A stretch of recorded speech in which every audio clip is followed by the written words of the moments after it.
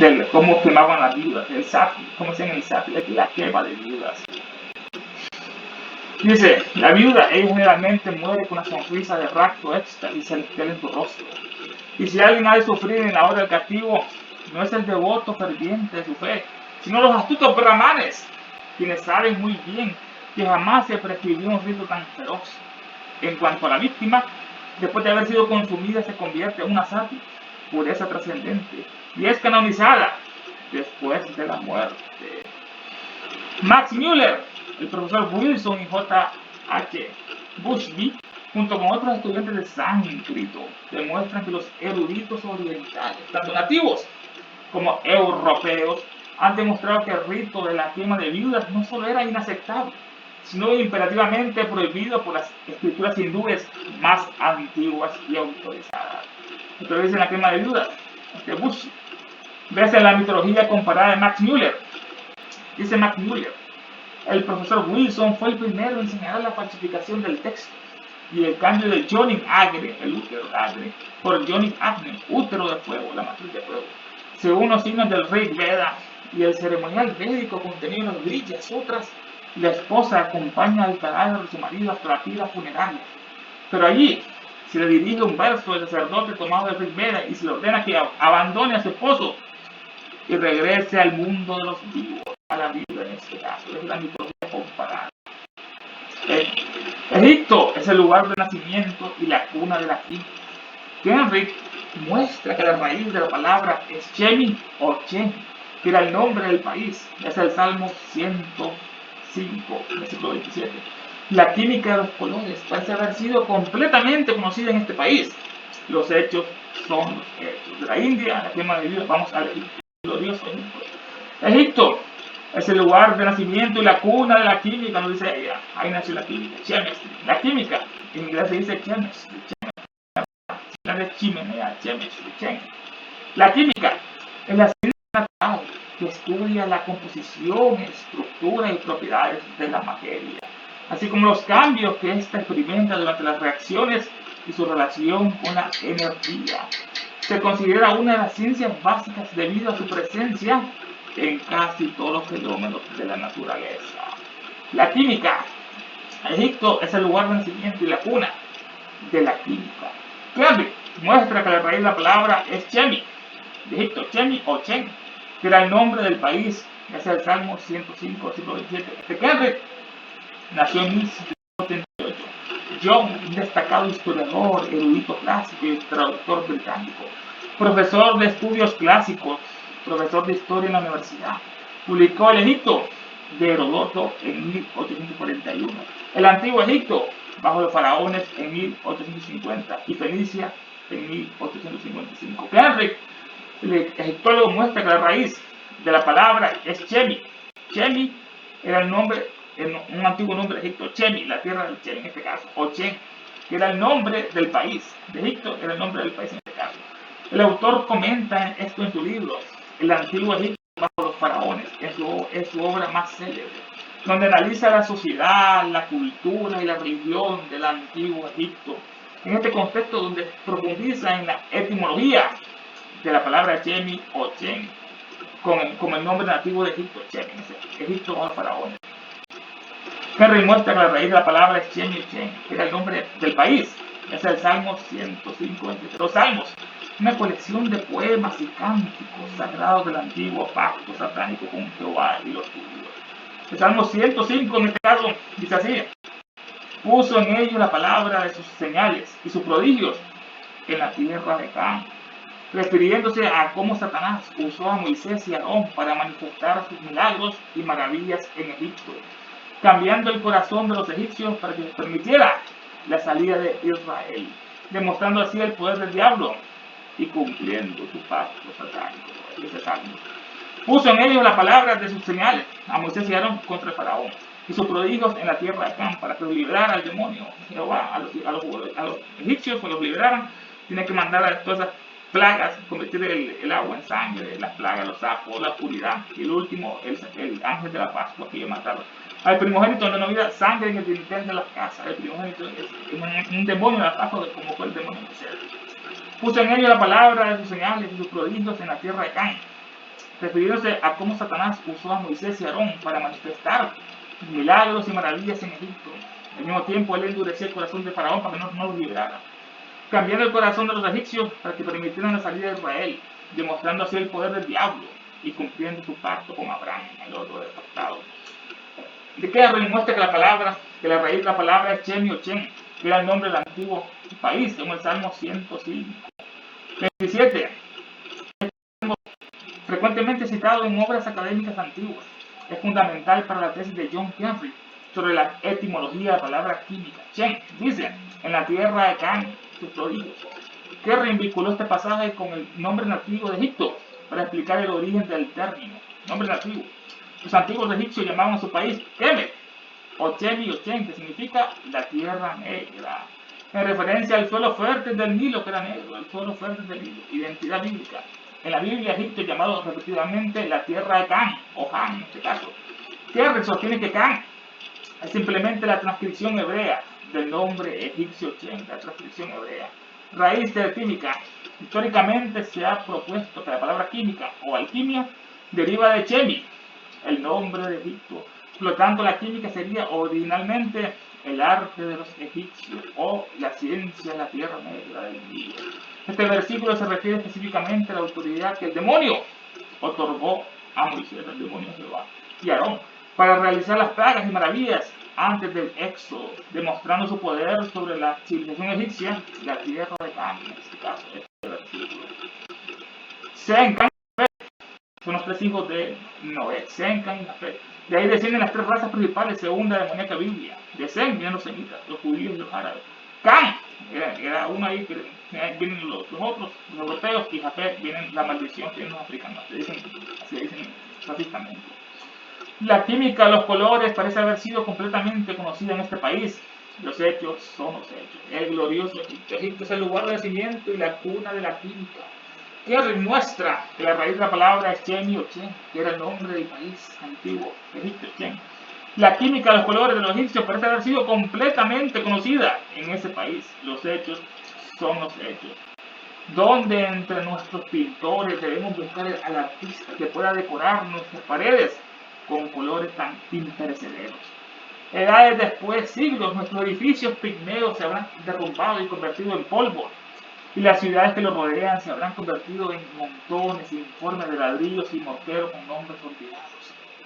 La pregunta que me hace Elena: ¿dónde entre nuestros pintores debemos buscar al artista que pueda decorar nuestras paredes con colores imperecederos? La pregunta.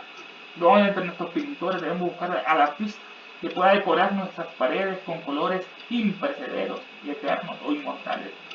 Siglos después, nuestros edificios pequeños, se habrán derrumbado, como ocurrió misteriosamente con las torres gemelas de Nueva York. ¿Cómo se derrumbaron? Tenían explosivo en la parte de abajo. Edades después, nuestros edificios pigmeos se habrán derrumbado y convertido en polvo, y las ciudades que los rodean se habrán convertido en montones informes de ladrillos y morteros con nombres olvidados. Este mortero es una mezcla de construcción de arena, cemento, cal y agua, el mortero, para unir ladrillos o revestir paredes. ¿Dónde entre nuestros pintores debemos buscar al artista que pueda decorar nuestras paredes con colores imperecederos? Edades después, nuestros edificios pigmeos se habrán derrumbado y convertido en polvo, y las ciudades que los rodean se habrán convertido en montones informes de ladrillos y morteros con nombres olvidados. Los Ángeles, México DF, Londres, París. Mucho después de eso, los salones de Karnak y Luxor seguirán en pie, y las magníficas pinturas murales de esta última serán sin duda tan brillantes y vívidas como dentro de 4.000 años, como lo eran hace 4.000 años y lo son hoy en día en este caso. Mucho después de eso, la destrucción de todas nuestras ciudades. Mucho después de eso, los salones de Karnak y Luxor seguirán en pie, Egipto. Y las magníficas pinturas murales de esta última serán sin duda tan brillantes y vívidas dentro de 4.000 años como lo eran hace 4.000 años y lo son hoy en día. Mucho tiempo después de eso, los salones, los pasillos de Karnak, ruinas de los antiguos templos y palacios que existen actualmente en el lugar donde estaba situada la antigua Tebas, son las más espléndidas y grandiosas muestras del arte y destreza de los primitivos egipcios. Tiene 140 columnas, el hipóstilo de Karnak, 140 columnas. El hipóstilo que está sostenido por columnas, un hipóstilo. La Catedral de Notre Dame de París sería un adorno que no tocaría el techo en estos aposentos de carne, imagínense. La Gran Catedral de Notre Dame sería un adorno que no tocaría el techo de estos aposentos en carne. Mucho después de eso, la destrucción de todas nuestras ciudades, los salones de carne. Y Luxor era la antigua, fue la capital del antiguo Egipto durante más de 1500 años, acumulando templos y tumbas y esculturas. Albergaba el templo de Karnak, el complejo religioso más grande, y el templo de Luxor, conectado por la avenida de las Esfinges, tanto hacia las Esfinges, una avenida, además de tumbas reales que se encuentran innobles en la ribera occidental. Ciudad de Egipto, famosa por ser un museo al aire libre, Luxor, que alberga algunos de los monumentos más impresionantes del antiguo Egipto, como los templos de Karnak y Luxor. Mucho después de esto, los salones de Karnak y Luxor, Luxor es una palabra compuesta de luz es luz y aur es fuego. La luz y el fuego, viniendo a significar la luz del fuego divino, la luz del fuego divino. La fraternidad de Luxor era cierta asociación de místicos de Luxor.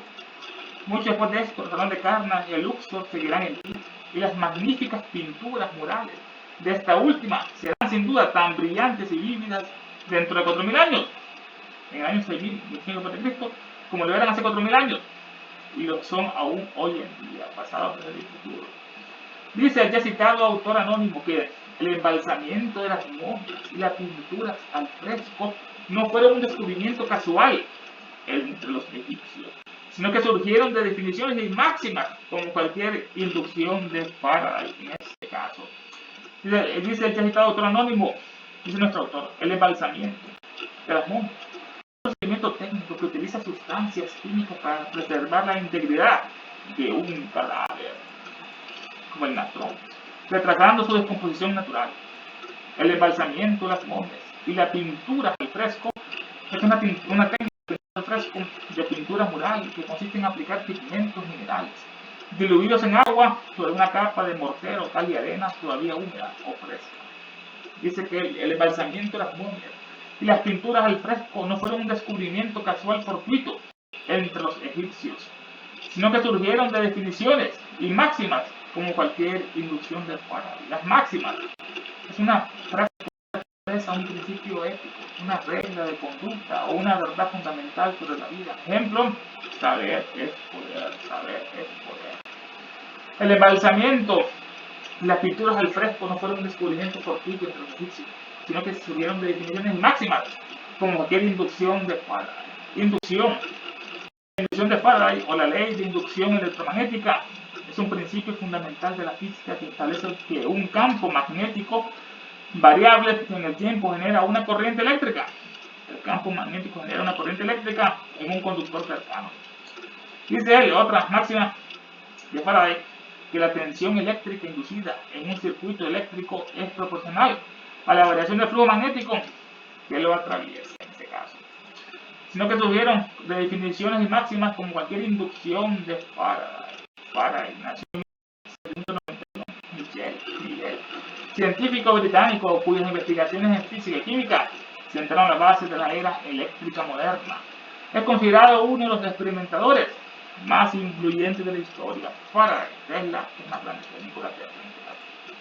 Dice nuestro autor, el embalsamiento de las momias y las pinturas al fresco no fueron un descubrimiento casual fortuito entre los egipcios, sino que surgieron de definiciones y máximas, como cualquier inducción de Faraday. Nuestros italianos modernos presumen de sus jarrones y pinturas etruscas, de los bordes decorativos que se encuentran en los jarrones griegos, provocan la admiración de los amantes de la antigüedad y se atribuyen a los griegos, cuando en realidad no eran más que copias de los jarrones egipcios. Todo el arte, Grecia bebió toda su cultura de Egipto, Egipto de la India, y Roma de Grecia, así va la cadena.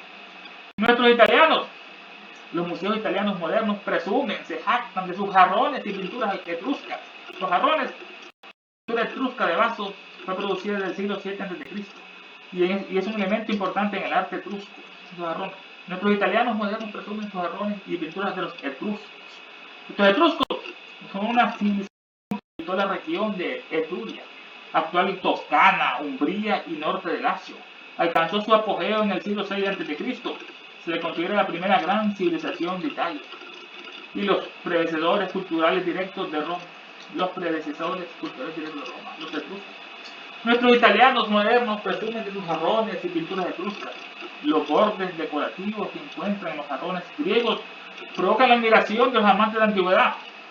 Estos bordes decorativos que están en los jarrones incluyen patrones geométricos como el meandro, la clave griega, bandas de líneas horizontales u onduladas, motivos florales, lotos, palmetas, formas de animales y patrones abstractos como el rosetón o la espiral. Tiene esos jarrones, estas figuras. Estos bordes decorativos que se encuentran en los jarrones griegos provocan la admiración de los amantes de la antigüedad. Se atribuyen a los griegos, pero cuando en realidad no eran más que copias de los jarrones egipcios. Todo eso etruscos eran copias de los jarrones egipcios. Sus figuras se pueden encontrar cualquier día en las paredes de una tumba de la época de Amuf I, un periodo en el que Grecia ni siquiera existía. Ni siquiera existía Grecia en esa época. Donde en nuestra época podemos encontrar algo comparable a los templos rocosos de Estambul en la Baja Nubia. ¿Dónde lo podemos encontrar? Sus figuras se pueden encontrar cualquier día en las paredes de una tumba en la época de Amuf I en este caso. Los egipcios, estos jarrones de borde decorativo, sus figuras se pueden encontrar cualquier día en las paredes de una tumba de la época de Amuf I. Amuf I, Amenhotep I, también conocido como Amuf I, fue el segundo faraón de la 18ª dinastía del antiguo Egipto, gobernando aproximadamente entre 1525 a 1504 a.C. Su reinado marcó la consolidación del Imperio Nuevo. Tras la expulsión de los egipcios, estos egipcios eran las bestias israelitas que había judías, tras la expulsión de estos pastores los egipcios por parte de su padre Amonte I en este caso. Gobernó aproximadamente 1525 a 1504. Su reinado marcó la consolidación del Imperio Nuevo tras la expulsión de los egipcios. Para consolidar el imperio hay que expulsar a los judíos, quemar a los judíos. Tras la expulsión de los egipcios son las bestias israelitas hebreas judías por parte de su padre Amón I. Sus figuras se pueden encontrar cualquier día en las paredes de una tumba de la época de Amón I, un periodo en que ni Grecia ni siquiera existía. No existía Grecia. Un periodo en que Grecia ni siquiera existía todavía. Todos esos bordes que están en los jarrones son de los egipcios. Donde en nuestra época podemos encontrar algo comparable a los templos rocosos de Istambul, Abu Simbel en la Baja Nubia. Vamos a Abu Simbel. Donde en nuestra época podemos encontrar algo comparable a los templos rocosos de Abu Simbel en la Baja Nubia. Donde en nuestra época. Donde podemos encontrar algo comparable a estos templos rocosos. Estos templos rocosos rupestres a lo que se refiere son los mundialmente famosos templos de Abu Simbel, situados en la Baja Nubia. El complejo consta de dos templos monumentales excavados directamente en la roca viva, por orden del faraón Ramsés II en el siglo XIII a.C. Rescate arqueológico. En la década de 1960, los templos de Abu Simbel fueron objeto de una de las mayores hazañas de la ingeniería y arqueología de la historia. La construcción de la presa alta de Asuán por parte de Nasser. La construcción de una presa alta de Asuán amenazaba con sumergir la antigua Nubia y su monumento bajo las aguas del recién creado lago Nasser. Bajo la coordinación de la UNESCO, un equipo internacional desmanteló los templos bloque a bloque, más de 235.000 toneladas de piedra, y los reubicó en una colina artificial más alta que no algún día del lago Nasser, salvándolos así de la inundación. Duró 4 años esta operación mundial, 4 años, con toda la tecnología, con toda la grúa que les costó 4 años todavía hacer eso, a rescatar el gran templo de Abu Simbel en la Baja Nubia. Donde en nuestra época podemos encontrar algo comparable a los templos rocosos de Abu Simbel en la Baja Nubia. Nubia, una región situada a lo largo del río Nilo, que actualmente se extiende desde el sur de Egipto hasta el norte de Sudán. Fue el hogar de una de las civilizaciones más antiguas de África, Nubia, actuando como un puente comercial y cultural crucial entre el Mediterráneo y el interior del continente. Nubia. Su población se asienta a lo largo del valle del Nilo entre la primera y la sexta catarata del Nilo. Nubia. Sus figuras se pueden encontrar cualquier día en las paredes de una tumba de la época de Amón I, un periodo en que Grecia ni siquiera existía. Donde en nuestra época podemos encontrar algo comparable a los templos rocosos de Abu Simbel en la Baja Nubia. Allí se pueden ver figuras sentadas de 21 metros de altura, talladas en la roca viva. El torso de la estatua de Ramsés II en Tebas mide 18 metros de ancho alrededor de los hombros y el resto de los cuerpos es proporcional. Ahí se puede ver en Abu Simbel las figuras sentadas de 21 metros de altura. 21 metros es como un edificio de 6 a 7 pisos. Esas estatuas. Como 6 a 7 pisos de un edificio moderno. En Abu Simbel se pueden ver esas figuras sentadas de 21 metros de altura, talladas en la roca viva. El torso de la estatua de Ramsés II en Tebas mide 18 metros de ancho de un hombro al otro. 18 metros más. El torso de la estatua de Ramsés II en Tebas mide 18 metros de ancho alrededor de los hombros. Del torso, de la espalda, lo que es hasta el hombro, 18 metros. El torso es el tronco del cuerpo humano. El torso de la estatua de Ramsés II en Tebas mide 18 metros de ancho alrededor de los hombros. Y así el resto del cuerpo es proporcional. Ahí se puede encontrar a Abu Simbel, las figuras sentadas de 21 metros de altura, talladas en la roca viva. El torso de la estatua de Ramsés. Esta estatua son 4 estatuas que están sentadas en la entrada del templo de Abu Simbel. Los 4 colosos están custodiando el templo. Esos 4 colosos están ahí. Ahí se pueden encontrar figuras sentadas de 21 metros de altura, talladas en la roca viva. El torso de la estatua de Ramsés II. Ramsés II, el tercer faraón de la 19ª dinastía de Egipto. Gobernó durante 66 años. 66 durante 66 años. Desde 1279 hasta 1213 a.C. Es recordado como el faraón más celebrado y poderoso del Imperio Nuevo. Esto fue dedicado por Dios mismo. Ahí pueden encontrarse figuras sentadas de 21 metros de altura, talladas en la roca viva. El torso de la estatua de Ramsés II en Tebas mide 18 metros de ancho alrededor del hombro. Del torso. El Tebas. Tebas no creo la ciudad de las 100 puertas. Si le dicen no creo antigua a Tebas, la ciudad de las 100 puertas, por los hipóstasis de Carmen. Tebas. Ahí se pueden encontrar las figuras sentadas de 21 metros de altura, talladas en la roca viva. El torso de la estatua de Ramsés II en Tebas mide 18 metros de ancho alrededor de los hombros y el resto del cuerpo es proporcional en este caso. Tebas es proporcional. Las 4 estatuas de Abu Simbel representan exclusivamente al faraón Ramsés II. Son las 4 estatuas que están sentadas. Sentado en su trono en diferentes etapas de su vida, o con distintos nombres divinos. El templo está dedicado a los dioses, el gran dios Ra, Amón y Pa. Se construyó con el objetivo de impresionar a los enemigos nubios, de impresionar lo que eran capaces de hacer ellos, ese pueblo. Se construyó con el objetivo de impresionar a los enemigos nubios de Egipto y mostrar la grandeza de su reino. 2 veces al año entra la luz dentro del templo, el santuario, y ahí se iluminan 3 estatuas del dios que está consagrado, Ra, Amón. Solo uno que estaba dedicado a la oscuridad es que no se ilumina. Eran como esponjas, tremendo laboratorio del solsticio, y octubre. Ahí se pueden ver a Abu Simbel las figuras sentadas de 21 metros de altura, talladas en la roca viva. El torso de la estatua de Ramsés II. En Tebas mide 18 metros de ancho alrededor de los hombros y el resto del cuerpo es proporcional. Junto a una escultura tan titánica, la nuestra, parece la de los pigmeos, la de los enanos. Junto al lado de una escultura tan titánica como esta de Abu Simbel, nuestras estatuas parecen la de los enanos pigmeos. Según Bunsen, los egipcios conocían el hierro al menos mucho antes de la construcción de la primera pirámide, hace más de 20.000 años. La primera pirámide, más de 20.000 años. No es 2.000 o 4.000 años, como dicen la ciencia actual. Tienen más de 20.000 años las pirámides, 100.000 años, la gran pirámide de Keops, en este caso. Según Bunsen, nos dice eso, de Bunsen, comentado por Elena, el varón Josías. Fue un influyente diplomático, erudito, teólogo, filólogo prusiano, Prusia, Alemania, que destacó su labor como puente cultural entre Alemania e Inglaterra en el siglo XIX. Él y sus amigos formaron el núcleo de una sociedad filológica y filosófica, y se propuso un vasto programa de estudios que incluía filología semítica y sánscrita. Él estudió la religión, las leyes, el idioma y la literatura de las razas teutónicas. Y había estudiado hebreo de joven, y ahora lo hacía con el árabe en Munich, y con el persa en Leiden, y con las lenguas escandinavas en Copenhague, Dinamarca.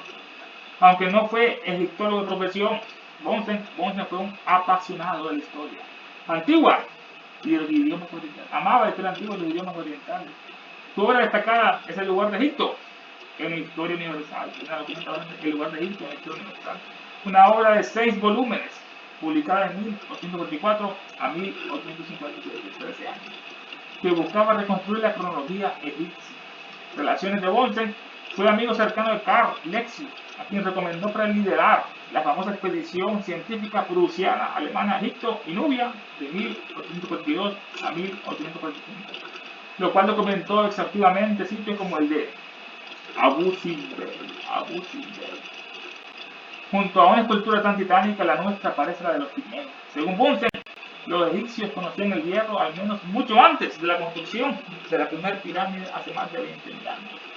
Porque dice Bunsen, 20.000 años. Los egipcios conocían el hierro, la edad de hierro, la edad de piedra, la edad de bronce, la edad de hierro. Los egipcios conocían el hierro. Según los científicos, la edad de hierro de Egipto fue desde 750 a 100 antes de Cristo, dicen los científicos. Aunque la edad de hierro no tiene una fecha de inicio única en Egipto. Inicio general, alrededor de otros dicen de 1200 a 1000 antes de Cristo, y usaban el hierro de 1200 a 1000 antes de Cristo, usaban el hierro los egipcios. Este periodo coincide con el final del Imperio Nuevo, y el comienzo del tercer periodo intermedio, Los egipcios conocían el hierro al menos mucho antes de la construcción de la primera pirámide, hace más de 20.000 años.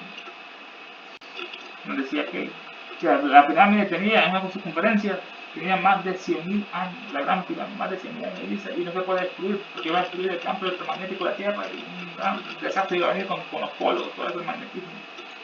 Los egipcios conocían el hierro al menos mucho antes de la construcción de la primera pirámide. La pirámide íntimamente relacionada con la idea de la constelación del gran dragón, el gran dragón. Los dragones de la sabiduría, los iniciados, o los grandes iniciados de la tercera y cuarta raza de Lemur y la raza atlántica. Y con las inundaciones del Nilo también la pirámide, con las inundaciones del Nilo, consideradas como un recuerdo del gran diluvio atlántico, la fundación del Nilo. El ascendente L. Los egipcios conocían el hierro al menos mucho antes de la construcción de la primera pirámide. El hombre detiene el tiempo y el tiempo le tiene a espíritu. Los egipcios conocían el hierro al menos mucho antes de la construcción de la primera pirámide, hace más de 20.000 años. La prueba de esto permaneció oculta durante miles de años en la pirámide de Giza, hasta que el coronel Howard Weiss la encontró en forma de una pieza de hierro en una de las puntas, donde evidentemente había sido colocada en el momento en que se construyó una pirámide. Evidencias científicas del hierro estaban los artículos. Los egipcios, la prueba de esto permaneció oculta durante miles de años, en la pirámide de Keops. Estaban en el hierro. La prueba de esto, de que los egipcios conocían el hierro al menos mucho antes de la construcción de la primera pirámide, hace más de 20.000 años, la prueba de esto permaneció oculta durante miles de años en la gran pirámide de Keops. Esta pirámide, la construcción, el perdurable recuerdo y el indestructible símbolo del curso de los astros. No se leen por las pirámides. La construcción de las pirámides constituye el perdurable recuerdo, para que no lo olvidemos, y el indestructible símbolo del curso de los astros, así como de los misterios y las iniciaciones de dentro de la gran pirámide, el pórtico de la sarcófago. La construcción de las pirámides, adentro no se ve que tiene 7 salas ocultas. Cada una de esas salas está destinada a un planeta y un color: Mercurio, Venus, Marte, Rojo, Júpiter, Saturno. La construcción de las pirámides constituye el perdurable recuerdo y el indestructible símbolo del curso de los astros. Están alineadas perfectamente con el norte, el sur, este y el oeste, y con las 3 pirámides, con las 3 estrellas de la constelación de Orión, del cinturón. Perfectamente está en esa misma proporción. Vean Orión en el cielo, las pirámides. La construcción de las pirámides constituye el perdurable recuerdo y el indestructible símbolo del curso de los astros, así como de los misterios e iniciaciones. La prueba de esto permaneció oculta durante miles de años en la pirámide de Keops. En efecto, las medidas de la gran pirámide coinciden con las del alegórico templo de Salomón, emblema del ciclo de la iniciación. Como coinciden también las pirámides con el arca de Noé y la del arca de la alianza, la misma medida están ahí. Los judíos lo tomaron de los hebreos, lo tomaron de los egipcios. En efecto, las medidas de la gran pirámide coinciden misteriosamente con las del alegórico templo salomónico. Las mismas medidas están ahí en el templo Salomón, que simboliza el emblema del siglo de la iniciación, el año de 21.000 años. Emblema del siglo de la iniciación, como coinciden también con las del arca, ¿no? Las medidas del arca, ¿no? Con la gran pirámide y con el arca de la alianza en este caso. La prueba de esto permaneció oculta durante miles de años en la pirámide de Keops. Dicen Keops, ¿por qué se llama la pirámide de Keops? Dice la pseudohistoria y científica, porque la pirámide fue construida para servir como tumba para el faraón Keops, en este caso, que fue el segundo rey de la cuarta dinastía, quien ordenó su edificación alrededor del año 2550 a.C. Tiene más de 100.000 años, no es de Keops. Lo encontramos un mosaico ahí de nuevo. La prueba de esto permaneció oculta. El uso del hierro permaneció oculta durante miles de años en la pirámide de Keops, hasta que el coronel Howard Weiss la encontró en forma de una pieza de hierro en una de las juntas, donde evidentemente había sido colocada en el momento que se construyó la pirámide. O sea, usaban el hierro, no estaban en la época de la piedra, usaban el hierro antes de construir la pirámide. Hasta que el coronel Howard Weiss nació en 1784. Antropólogo, ingeniero, arqueólogo, político, egiptólogo, conocido principalmente por sus controvertidas excavaciones en la meseta de Giza en 1835. Es famoso por utilizar métodos de arqueología de pólvora para abrirse paso en las estructuras antiguas. No podían entrar, no encontraban la puerta, ¿qué hizo él? Como Alejandro Magno le colocó dinamita, pólvora. Es famoso por utilizar métodos de arqueología de pólvora para abrirse paso en estructuras antiguas. Cámaras de descarga. Utilizando explosivos, descubrió 4 cámaras sobre la ya conocida cámara de Davison encima de la cámara del rey. Cámara del rey, la reina, está en otra inferior, ya son 3, y este descubrió 4 más, son 7, 4 de 3 son 7. Utilizando explosivos, descubrió 4 cámaras sobre la ya conocida cámara de Davison encima de la cámara del rey. Utilizaba pólvora para abrir las pirámides de Coronel Weiss. La prueba de esto permaneció oculta durante miles de años en la pirámide de Keops, hasta que Coronel Weiss la encontró en forma de una pieza de hierro en una de las puntas. La pieza de hierro efectivamente se refiere a la placa de hierro de Giza, uno de los hallazgos más polémicos del Coronel Weiss. El 26 de mayo de 1837, un asistente de Weiss encontró una lámina de hierro incrustada en una de las juntas de la piedra de la gran pirámide. Por uno de sus trabajos encontró esa parte de piedra, esa lámina de hierro. Un asistente Weiss encontró una lámina de hierro incrustada en una de las juntas de piedra de la gran pirámide. Ubicación exacta donde estaba esto. Estaba atrapada esta pieza de hierro en una junta interna de la mampostería cerca de la salida exterior del canal de ventilación sur de la cámara del rey. Ahí estaba ubicada. Estaba atrapada esta lámina de hierro en una junta interna de la mampostería cerca de la salida exterior del canal de ventilación sur de la cámara del rey. Descripción física de la tabla. Es una pieza plana de hierro forjada aproximadamente de 26 centímetros de largo por 8,6 de ancho, con un grosor de unos 4 milímetros. Controversia histórica. En 1837 se creía que los egipcios no conocían el hierro hasta hace mucho tiempo después, hasta más de 2000 años después, en el 1000 a.C. Los egipcios en 1837 creían que los egipcios no conocían el hierro hasta hace mucho tiempo después. Weiss, el coronel y su equipo aseguraron que la piedra tuvo que ser colocada allí durante la construcción original de la gran pirámide. Dicen ellos que en 2200, 2500 ya que para extraerla tuvieron que usar pólvora ellos, ¿no? Weiss colocó pólvora entre esa pieza de lámina de hierro y remover 2 capas de piedra. Estado actual de esa lámina de hierro, la pieza fue donada al Museo Británico, como las cartas de los maestros están allá en el Museo Británico, y ahí no se puede comprobar que no fue escrito por una tinta común, las cartas de los maestros. Bueno, esta lámina de hierro fue donada al Museo Británico.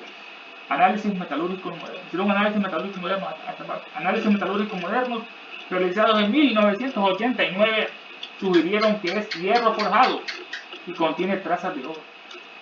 Así lo realizaron esos aparatos.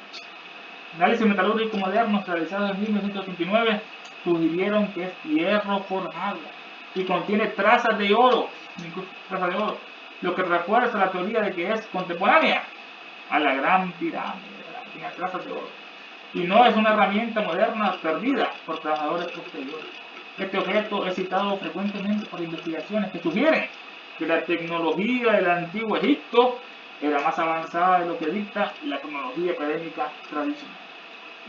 La gran tecnología que tenía Egipto era más avanzada de lo que dicta la cronología académica tradicional en este caso. La Gran Pirámide, la prueba del hierro, que permaneció oculta durante miles de años hasta que el coronel Weiss la encontró en forma de una pieza de hierro en una de las puntas, donde evidentemente había sido colocada en el momento en que se construyó la pirámide,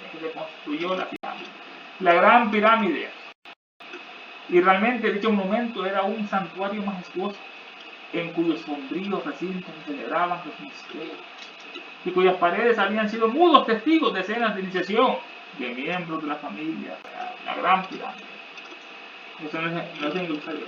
Y realmente dicho monumento de la pirámide era un santuario majestuoso en cuyos sombríos recintos se celebraban los misterios y cuyas paredes habían sido mudos testigos de escenas de iniciación de la miembros de la familia real, la Gran Pirámide. Los egiptólogos aducen numerosos indicios de que los antiguos dominaban a la perfección la metalurgia en tiempos prehistóricos. Hasta el día de hoy, aún podemos encontrar en el Sinaí, en el monte Sinaí, grandes montones de escoria producidas por las fundiciones. Ya conocían fundiciones de metales fundidas. Los egiptólogos aducen numerosos indicios. Presentar, alegar pruebas, razones, aducen. Los egiptólogos aducen numerosos indicios, señales, pruebas en este caso, de que los antiguos dominaban a la perfección la metalurgia en tiempos prehistóricos. Entonces los egiptólogos aducen numerosos indicios de que los antiguos dominaban a la perfección la metalurgia en tiempos prehistóricos. La metalurgia es el arte, la ciencia y la técnica que se dedica a la obtención y tratamiento y procesamiento de los metales a partir de esos minerales. Esto es lo que es la metalurgia. Es el arte o la ciencia y técnica que se dedica a la obtención y tratamiento y procesamiento de los metales a partir de esos minerales, incluyendo sus transformaciones en las aleaciones y productos útiles para la industria y para la vida cotidiana, abarcando desde la extracción hasta la fabricación de componentes avanzados, y es fundamental para sectores como la construcción, la automoción, los carros, automóviles y la electrónica. La metalurgia. Los egiptólogos aducen numerosos indicios de que los antiguos dominaban a la perfección la metalurgia en los tiempos prehistóricos, antes de la escritura. Hasta el día de hoy, aún podemos encontrar en el Sinaí grandes montones de escorias producidas por la fundición. Hasta el día de hoy se puede encontrar. En el Sinaí, ese monte, el monte Sinaí, en el Nisi del Éxodo, que se habla en el 17-15, Éxodo 17-15, lugar de nacimiento de casi todos los dioses solares. Ahí nacen los dioses solares en el Sinaí, de la antigüedad. Sinaí también quiere decir la luna, el monte de la luna. Lugar de nacimiento de casi todos los dioses solares de la antigüedad, tales como Dionisio, nacido en Nisa o en Nisa. Zeus también nació en Nisa. Baco y Osiris nacieron en Nisa. Algunos pueblos antiguos creían que el sol era hijo de la luna y que a su vez fue un sol en otro, que la luna fue a su vez un sol en otro tiempo. Sinaí es el monte de la luna. Algunos pueblos antiguos creen que el sol era hijo de la luna, que a su vez fue un sol en otro tiempo. No, la luna fue en otro tiempo un planeta habitado. Algunos pueblos antiguos creían que el sol era hijo de la luna, que a su vez fue un sol en otro tiempo. Sinaí es el monte de la luna, y de ahí viene la conexión en este caso. Hasta el día de hoy se han encontrado en el Sinaí grandes montones de escoria producidas por la fundición. Las escorias son sustancias vítreas que se ordenan en el crisol de los hornos de fundir metales y procede de las partes menos puras de los metales. También es un residuo, un desecho, un desperdicio de las escorias. Sustancia vítrea como el vidrio que es ordenada en el crisol de los hornos de fundir metales y procede de las partes menos puras de los metales, residuos, desechos en este caso, desperdicio en este caso. Hasta el día de hoy aún podemos encontrar en el Sinaí grandes montones de escorias producidas por la fundición.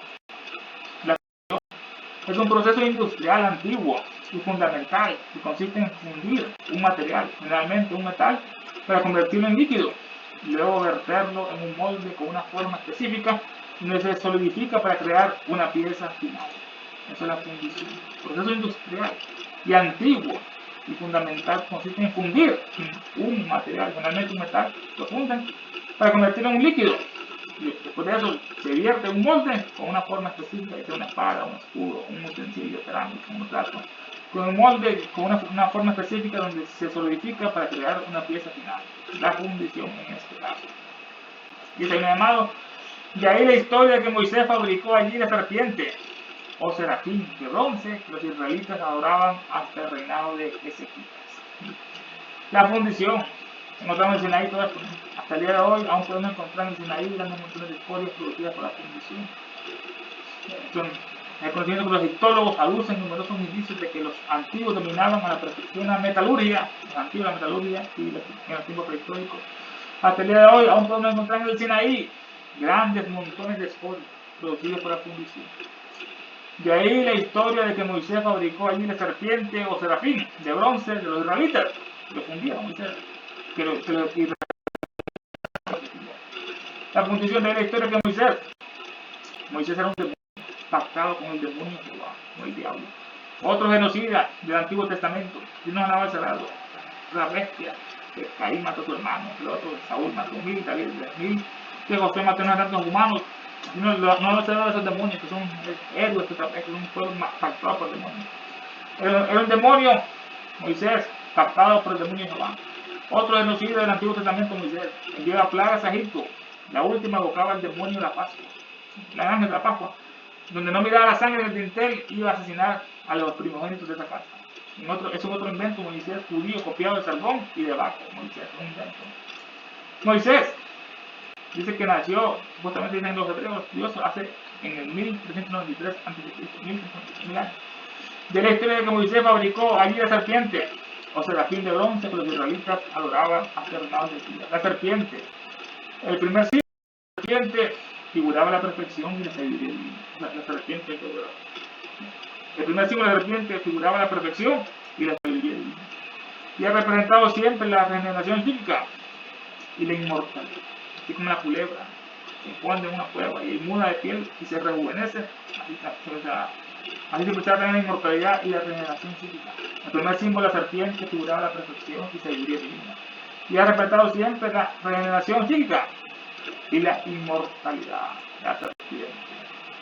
De ahí la historia que Moisés fabricó ahí de serpiente o del serafín.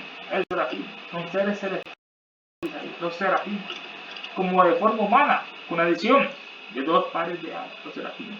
También la palabra hebrea de serafín hace referencia a la serpiente, serafín, serpiente. Y también esta se relaciona con la raíz verbal de consumir.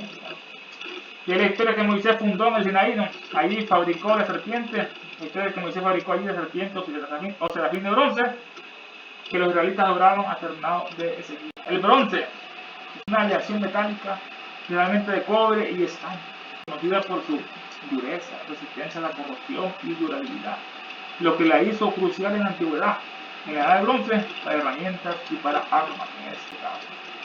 De ahí la historia de que Moisés fabricó allí la serpiente o serafín de bronce, que los israelitas adoraban hasta el reinado de Ezequías. Los israelitas, el pueblo satánico maldito, los israelitas, los judíos, los israelitas. Los cabalistas orientales hacen el nombre Israel, con el nombre de Israel o Azar, el dios sol. Israel significa el que pelea con Dios, el sol que se eleva sobre Jacob, Israel. Designa el dios sol, Israel, que lucha con Dios y con el hombre.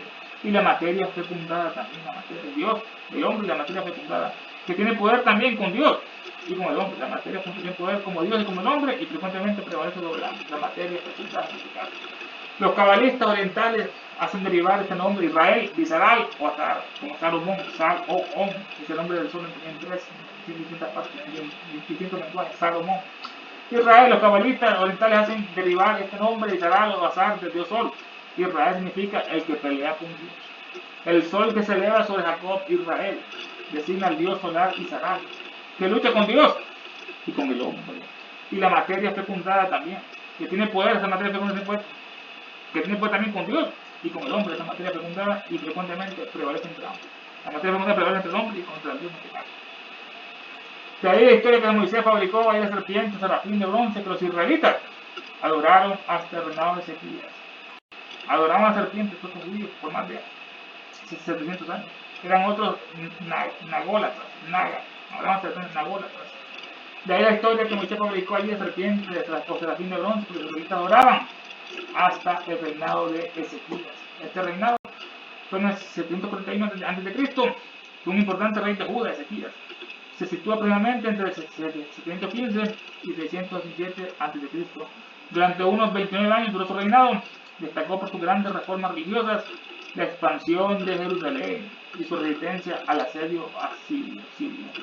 Ezequías, según el Tanakh, según la Biblia, el Antiguo Testamento, fue el 13º rey de Judá, el 13º rey de Judá. Restauración del templo. Según el texto bíblico, Ezequías purificó y reparó el templo. Dice, purificó y reparó el templo. Eliminó ciertas imágenes del mismo, como el Nehustán lo eliminó, la serpiente de bronce atribuida a Moisés, y reformó el sacerdocio. Desde la Biblia, Ezequías purificó el templo, quitó la serpiente que estaba ahí, ¿no? Más de 700 años. Eliminó ciertas imágenes del mismo, como el Nehustán, la serpiente de bronce atribuida a Moisés, y reformó el sacerdocio. La serpiente es una medicina por escular, la serpiente no. Ezequías. Ezequías nació en el 731 a.C. Los israelitas tuvieron como 600 años adorando a la serpiente de la bestia mundial. Como 600 años adorando a la serpiente. Los israelitas tuvieron como 600 años adorando a la serpiente de la bestia mundial. Estamos llegando a la parte culminante del estudio de esta noche. Solo Elena nos transmite esta sabiduría, este conocimiento que tanto le oculta el sistema ahí, que dice la verdad acerca de todo. Y es cierto, todos digan que tanto le costó a ella fundar. Hoy en día está entregada a esa bestia de Timbol, una Alemania de Timbol que creen. Una Alemania de Timbol, Enrique Rey, Serhaus y todas esas bestias que no tienen dinero ni nada la gente. Invocación al demonio solar por la guerra del mundo. Nos inclinamos con devoción y reverencia en la sagrada presencia invisible del diablo en el universo. El logo central universal, nuestro logo solar, la jerarquía satánica diabólica, nuestra señora Blavatsky, la madre del mundo, el señor Buda, el Mahoma Babata, el Bodhisattva, el señor Maitreya, el Mahachohan, Mahasura y los 7 Chohan. Y los diablos, maestros de la gran oscuridad oscura.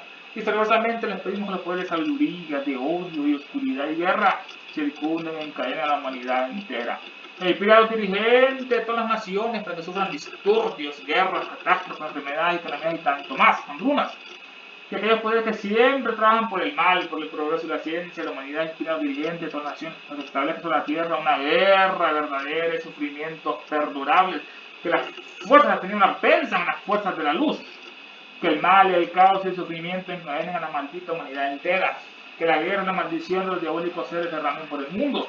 Que los poderes de sabiduría, tinieblas, odio envuelvan a todos los seres y a todas las criaturas y a todos los hombres y mujeres de esta tierra. Hay una sola vida. Una sola satanicidad de hombres, morir una destrucción de naciones. Que el espíritu de su unión y el incompatible con la muerte en barrera se pueden del planeta entero. Que los grandes diablos maldigan y viven en la humanidad 2016 y siempre. Permitiendo a cada uno de nosotros vayamos adelante y brindamos un nivel interno servicio al cual estamos más capacitados que así sea. Creo en Satanás, Padre del mal y Señor nuestro, y en su Hijo el Anticristo, nacido y engendrado de una santa Virgen Helena. Creo en el diablo omnipotente, Padre del mal, destructor de todas las cosas, perturbador de los cielos y la tierra, y en el Anticristo, su único Hijo, que fue concebido por obra del Espíritu maligno y nació una sacrílega y bella Virgen. Pero glorificado por los hombres, reino sobre ellos. Subió al trono del Dios Todopoderoso y está junto a él, ahí insulta a los vivos y a los muertos. Creo en el Espíritu de la sinagoga, la comunión de los matados, la perdición del cuerpo y la muerte en infierno perdurable. Del cielo cayó un lucero, su nombre es, o luz cósmica manifestada, o unidad de la vida única, o celeste Shukra resplandeciente, hoy manifestada conciencia proterna, o Bohat, indómito, dietérico, o eterno entroción, o rayo prometeico mantárico, que tu luz desciendas en nosotros, que la fuerza se encienda y que el gran Satán prevalezca. Que aquel que se sienta uno contigo, por lo tanto que no es uno con todos los demás. Despertad, criaturas dracónicas, es hora de volver a la superficie, él volverá. Es el fin de una era. Queremos justicia, hoy las ya. Satanás es nuestro Dios. Nada nos faltará. La más nuestra diosa. Todo lo perderá. ¡Ave Satán!